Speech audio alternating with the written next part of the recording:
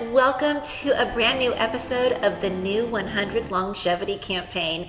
And this episode is unlike any other show of the series. I'm so thrilled to be able to combine my old travel show, Travel Time with Linda, with the New 100 Longevity Campaign and do a Blue Zones sequel episode. Just came back from Sardinia, the Blue Zone region there, and it was phenomenal. So I can't wait to bring you my Blue Zone sequel in Sardinia right now, and this is going to be so much fun. So let's get started. I am so excited that we are doing this longevity tour. Thank you so much, Anna. This is just amazing. I'm very happy to do the tour with you. Oh, well, it was wonderful that Bill introduced us last year. I interviewed Dr. Bill Andrews on my longevity series, and of course Dr. Michelle Poulain, and he said that I had to connect with you because we did this fabulous Blue Zones thesis and worked with Michelle. So tell us about the connection with you and Michelle. Yes, it was a mutual friend, a doctor, a psychiatrist from Galicia, Spain, that told me about Michelle because I was studying the centenarians in Galicia, in the north of Spain. And then I found about Michelle and the Blue Zones, and I decided to go and find him in Icaria, in Greece, when he was certifying Icaria as a Blue Zone. So I went there as a surprise. Everybody thought, who is this Spanish person? And Michelle said, come, I want you to collaborate with me. And from there on, it was 2009, I researched with Michelle the Blue Zones, especially Sardinia, Yes. which is the first one, and for me, the most important and the better certified Yes. one. I'm ready to hear a new theory. Okay, Please. so as I said, I'm a big fan of the research, and I've been looking at all of the variables of the research. I know that your scientists and researchers have taken blood samples and seen genetic patterns and similarities, and so here's my theory. I like to look at the big picture of things, and I saw a common denominator with Sardinia, of course, but Okinawa, the Nicoya Peninsula, Icaria, Greece, so all of them, every one of these regions where centenarians live, all reside within a geothermal natural resource in their immediate living environment. So I feel, of course, I love hot springs. I've gone to many, and everyone knows how beneficial they are, and the benefits are huge, all of the different minerals. My theory is if you are eating the food and drinking the water that has been affected by these heat shock proteins within those substances, and that the animals are eating it and drinking it too, they're consuming, I felt that there was something to it that might have triggered this benefit, and could explain why it's carried through generation. Then I also use that same mindset because not all of the regions that have been researched where centenarians live are stamped a Blue Zone. Some of them are just areas where scientists have found it and they decide to go ahead and research that. Every one of those regions also are in a geothermal natural resource. And it's also the dirt, the soil has been affected by volcano elements. And your location in the mountains in Sardinia was the perfect storm because it has everything. It's got the high elevation, it's got the geothermal resources, and actually I have a map. There's 3 around Neuro of the geothermal area. In Sardinia, what is good is that the soil is from granite, and from granite it's also different in terms of composition. It's one of our hypotheses that the radioactivity or the nature of the soil may be one possibility. It has an impact on the water, that's clear. If the water, for example, in Villa Grande, they go and pick the water from the spring directly, and they go with a lot of bottle there, and they never buy water in the shop. They go to the spring. I have to say is I cross-referenced all of the regions where centenarian clusters reside if there was a geothermal resource. And They all do. But what shocked me is that I didn't see any data or documentation pointing to that. And I felt that because there were so many similarities that it would have been stated somewhere. And I felt that maybe everyone was just looking to their own area of expertise and not seeing that. And so what are your thoughts on that? In fact, if you have this hypothesis and you found that in different places of the blue zone you have this geothermal influence, but then you have to prove why in another place where you have this geothermal but there is no longevity. Okay, so it means that you have the two sides of the coin. On one side, if there is geothermal characteristic positive, you have longevity. But what happens if you have this geothermal characteristic and no longevity?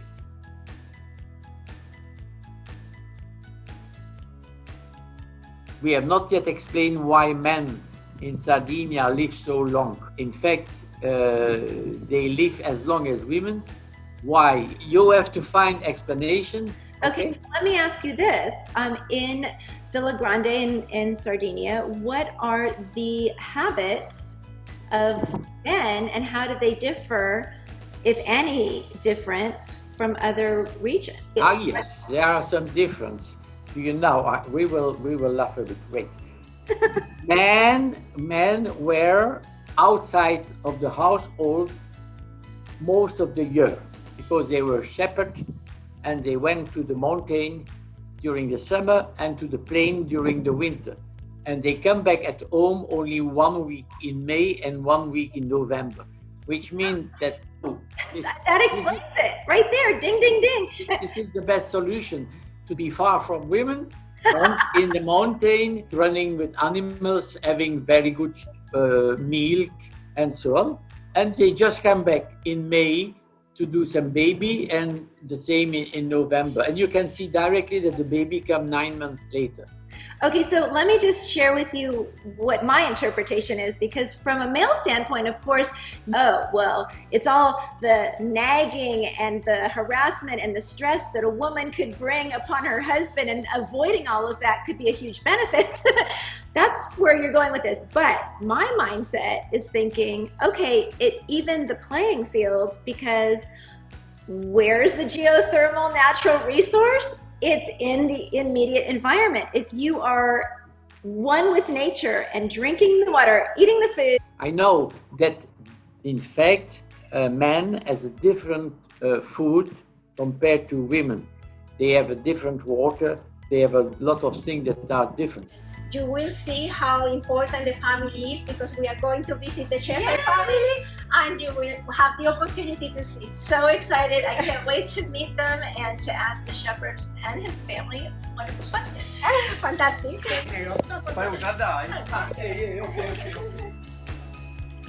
And so our longevity tour begins. And how incredible to fully immerse into true Sardinian culture, thanks to Anna's husband Mario, who was born and raised in Villa Grande and knows all the locals. Our first stop, a visit with 94-year-old shepherd Antonio Mura and his wife Anna. So I want to ask, what did he eat when he was shepherding? Eravamo al campo libero con una capanna fatta di legno, la capanna, e si viveva lì. In Castiano. Sempre in campagna. 3, 4, anche 5 compagni. Okay, so they did the transhumance. They were normally in 4 or 5, and they live in this capana. They were in 4 or 5. Sometimes the capana was very big, and they did the cheese. They prepared the cheese inside the capana. It is called casadero, which is a cheese that is acid. It's like a yogurt. And then they eat some meat, sheep meat. Was it all the sheep? Yes. And the sheep milk? Yes. E la ricotta mi dà via la piscina, lasciata col cielo, mangiava un sugo rogato, fatto per lei. Cucchiaio di legno. cucchiaio di legno, you ate with a spoon of wood. And then you drank the whey of the ricotta because it's one of the best protein, as a protein, is a perfect protein whey. Yes. And they have it every day. They have every day with the ricotta and also with the casayeru. Casayeru, which was acid, they had in the morning. They drank the whey and they have the casayeru. And this syrup, they have the ricotta. It was lighter because it didn't have any fat. Right. Casayeru has this full fat. They did the cheese, the ricotta, the full cheese, and the bread, and the wonderful water they found in the way, and all the wild plants they collected that. Tell us, that's the next thing. We're going to be tomorrow Exactly. doing that. But tell us what wild plants you were eating right After when they arrived to the place where they settled and they built the cabana, then they cook, and then they have the garden. They make a garden. They cultivate the things, pomodori, tomato, potatoes, and fagioli, which are beans, to do the minestrone. But not every day, like every I want you to ask him how often he would eat the wild cartoon thistle. Quando andavate nella trasumanza, raccoglievate delle erbe per un po' compensare la dieta. erbe per la persona? Sì. No, io non. They ate it when it was in season, but it had to be in season. Right. They got it very fresh because it has, as you said, for the when they were thirsty. Okay. It helped. All of what you're talking about, the bitter herbs and the plants that are so bitter, those are really good for your digestion. Yes. And they used to do it as well in Icaria. Icaria, they eat it every day. They collect it all year round, different ones that go, and it's a very, very good habit. Okay, so now I have to ask, while he was gone for 9 months out of the year, what were you doing and what were you eating? Sì, che cosa mangiavate quando eravate da soli? Facevo metterti i bambini, cioè a pranzo con i bambini. So translate. Yes. So in the family, the diet was much more balanced. We could say that the shepherd eat a male diet, very rich in protein, daily protein, which is fantastic for the muscles. And so you could see this 100-year-old shepherd with muscles like this in the arms and in the legs. But the wife that stayed took care of the children. I ate a lot of potatoes, a lot of cauliflower, a type of bean, very, very small bean, white, that they used to do with the potatoes, and that was the main they cook. They have more variety than the men because they have the chickens, they have the rabbits, they have also the hunting meat, because some men remain here, the one that did the land, and so they hunted. Also preserve of the pork, they have the whole year round, so everything they cook has pork lard, or pork bacon, or the hands of the pig. Oh wow! The bones, and so the diet was full of collagen, and they have eggs, Bone broth. Bone broth. They did a lot of bone broth. Yes. They did a lot of bone broth, and also they have eggs. So And also they have the special water. yes, You're drinking through all, like you have a fountain just right here. You had springs to drink from, right? Bevevate l'acqua della montagna tutta la trasumanza, e nel cammino trovavate l'acqua della sorgente, vero? Nella transumanza. Le conosceva. Conoscevamo. They knew every point where they could find the fountain, and so they have water, fresh, wonderful water all the time. Amazing. And I have a strong feeling it's the key ingredient to this Blue Zone region's longevity factor. We thank Antonio and his wife Anna for their wonderful hospitality, and it's time to follow the water. This is one of the fountains of youth in Villa Grande, but you can find them all over this incredible place. This is the water of the centenarians, of the Shepherd centenarian, but the whole village benefited from it. There is some water, and it's ice cold. Wow, child, it's fresh. Oh my God, it's amazing. It comes from the Gennargentu Mountains, which are granitic, fantastic. This is the fountain of youth right here. Okay, So they're not bottomless? no. Somebody could make a fortune. Okay, this is unbelievable. Amazing. Next on our longevity tour, we walk the quaint streets of Villa Grande to see where its Blue Zones research all began. This is the town hall, and this is where the whole Blue Zone started. Il Comune de Villa Grande, the town hall of Villa Grande, where Michel Poulain started the research of the first Blue Zone, and I think the best one that was studied 100% about the demography. There is no doubt about the age of the people here, because Italian registers are the best in the world. You can certify from 3 different origins: the church, the general register, and the register of the town hall, so it's 100% secure. This is centenarian shepherd, and they made a commemoration to making a stamp and zona blue zone in Italiano. I love it.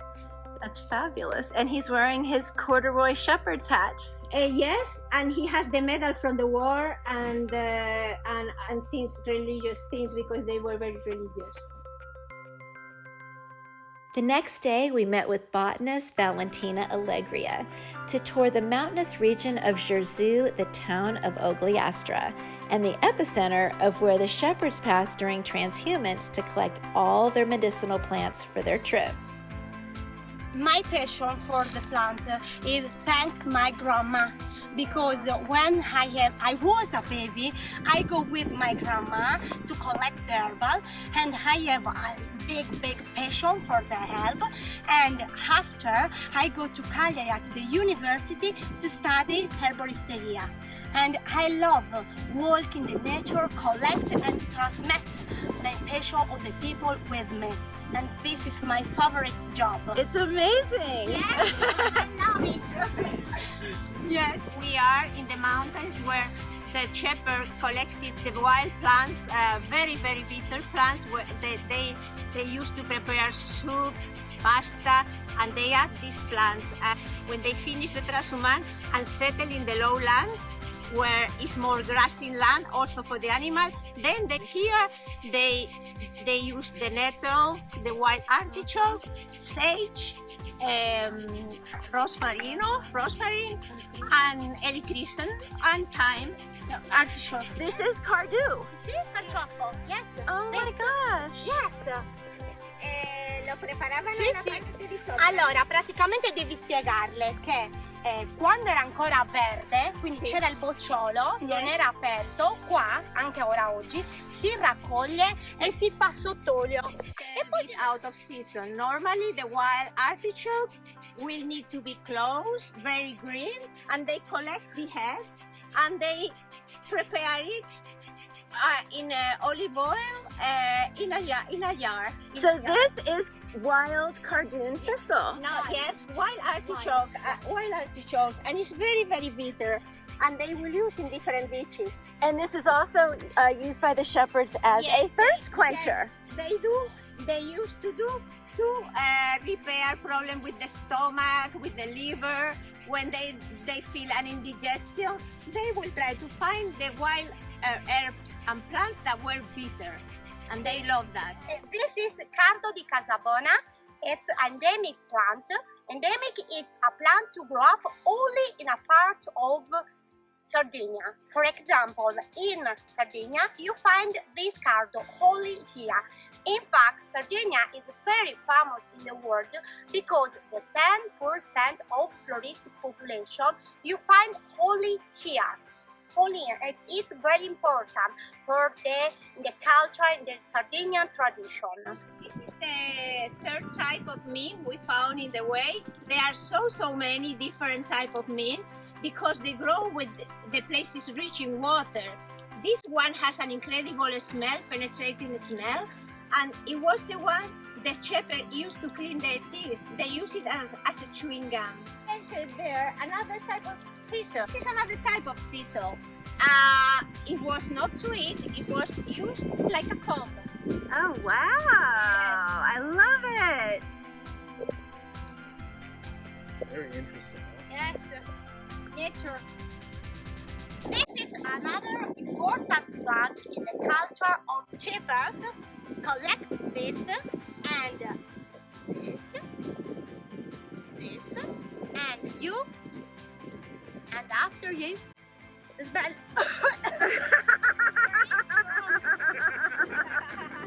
And that's like a Vicks vapor? Yes, natural Vicks vapor. Yes. When you have the nose Closed. When you have the nose closed, you use like a big vaporizer. Yes. Fantastic. Amazing. It doesn't get more natural than that. So, okay, guys, together. Oh my God! That is unbelievable! Yes! Okay, take a look at that. Generalmente si usa It's all, Sì, it's all perché in inverno non c'è il fiore. The flower is only in the summer. Only summer. And no together. No together. No, together. Do it together. No.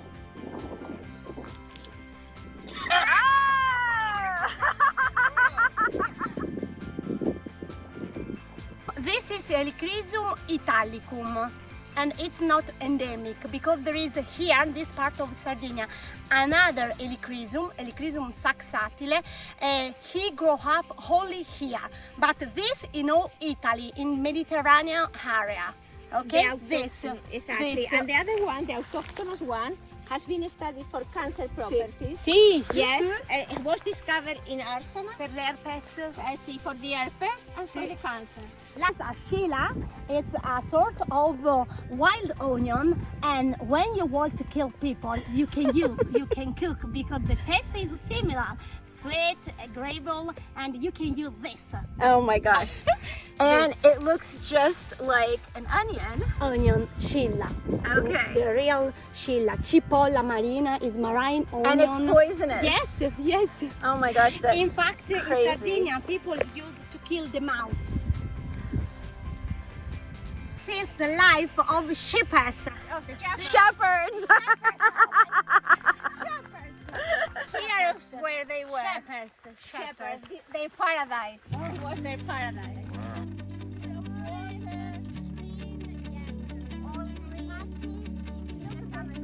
Our final destination touring the land of centenarians and located at Sardinia's Blue Zone epicenter is Ogliastra. It's the ideal home to the Pranutavaro vineyard that produces the fabulous Fedora Cananau wine. This region since ancient times has been dedicated to the cultivation of the Cananau grape, which explains why this award-winning wine tastes so incredible. Family run, we meet with proprietor Carmina Lorey and her son Christian to tour the vineyard and understand the magical components behind making this delicious longevity wine. Go ahead and tell us about these beautiful grapes. Okay, these are the real Cananau grapes from Sardinia. One of the secrets of the shepherds, and this now is growing.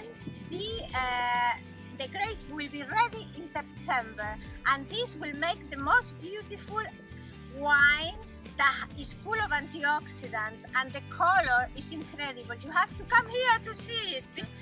Carmina is the owner of the canteen with her son, Christian, and they have won 4 gold medals for the best Cananau of Sardinia. Fedora! Fedora! Now it's green, but when it gets ready, it's black. full of antioxidants, polyphenols. These grapes are ecological. They don't have any chemicals. When they have to treat the plant, because sometimes they get some insect that try to bite it because this is so good, what they do is they do an extract of the leaf, they macerate it, and they get sulfur. Sulfur is very good for you, for your bones and your cartilage, but it's also bad for the animals, for the insects. So they reach to kill the insect with an extract of this, and they don't have to use chemical, just the leaf of the grape. Amazing. The Foodora, this Canonau wine that has won so many gold medals, have a secret. These are the medicinal herbs that grow underneath the plant and will give to the grape the wonderful taste that will get also from the essential oil the plant distills. At the end, in September, the grapes will be completely black and it will be full of polyphenol, anthocyanidins, that is the main component for health. It's a wonderful polyphenol. This grape will benefit as well from the sea. We have the sea about 2-3 kilometers away from here, from the land, and the breeze, the marine breeze, the air will influence the growing of the grapes and give it a special taste full of iodine as well. So the benefits are incredible. For example, to keep the thyroid gland healthy. Wow, longevity indeed. What a fabulous adventure in Sardinia's Blue Zone region. Thank you so much to Carmina and Christian for your incredible hospitality and the delicious feast we enjoyed. I must say your Foodora Canonau wine tastes outstanding. I hope that one day soon this fabulous longevity wine will become available for purchase in the US. Sardinia was all the more memorable thanks to our wonderful new friends. Thank you to Anna and her husband Mario for curating this authentic Sardinian experience to feature. Anna, thank you so much for translating and basically co-hosting this episode with me. Your vast knowledge of Blue Zones was indispensable. Thank you to Valentina Allegria for providing us a glimpse into the mountain life of a shepherd and the importance of their medicinal plants and herbs. And lastly, thank you to my amazing husband Simi for sharing my passion with me and being my biggest cheerleader. You are my ride or die.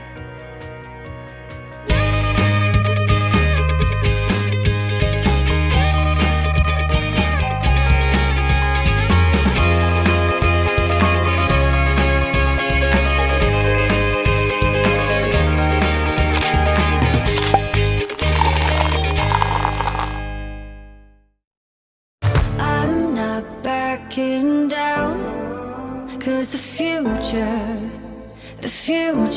is now. Not backing down, 'cause the future is now.